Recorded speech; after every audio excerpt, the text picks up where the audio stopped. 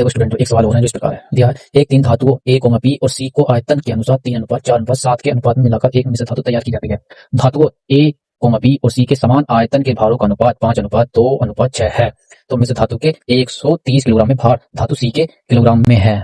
तो ये पूछ रहे हैं हमसे। तो देखो सोल्यूशन कितनी शॉर्ट तरीके से बताऊंगा। क्या है, क्या क्या दे रखा है, आयतन के अनुसार इतने के अनुपात में मिलाया मिश्र धातु तैयार की जाती है।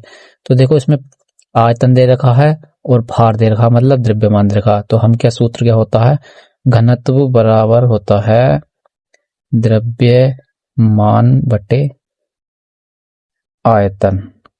आयतन तो उसमें क्या क्या दे रखा है, समान आयतन दे रखा, मतलब आयतन समान है तो घनत्व डायरेक्ट समानुपाती होगा द्रव्यमान के। ये है।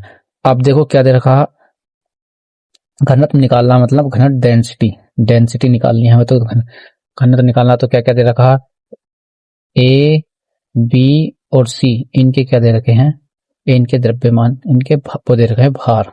तो कितना कितना रखा, 3:4:7 ये दे रखा है।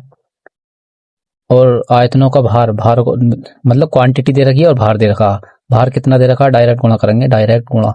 तो पहले यहाँ को लिख लो या वैसे कर लो, वो तो आखिर इच्छा, वैसे दिमाग में करने की इच्छा होती है, वैसे फिर भी मैं करके बता देता हूँ नीचे लिख के, ना तो मैं तो डायरेक्ट इनकी से गुणा कर देता इसकी। तो फिर क्या, 5:2:6।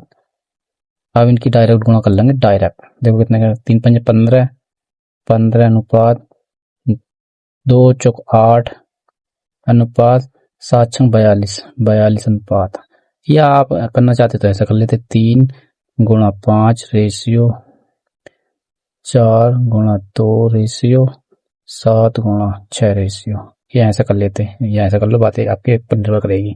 तो उनमें जोड़ो 42 और 8 50, 50 और 15 65, 65 की दे रखा, 65 का मान कितना देखा, 130 किलोग्राम।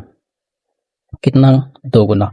तो 65 दुगुना दे रखा। तो हमसे पूछ लिया भार सी का, तो सी कितनी है, ये इसका मान पूछ लिया, इसका भी दुगुना होगा। तो 42×84, देखो 84 किलोग्राम। यही हमारा आंसर है। ऑप्शन नंबर कौन सा हो गया, ऑप्शन नंबर ए।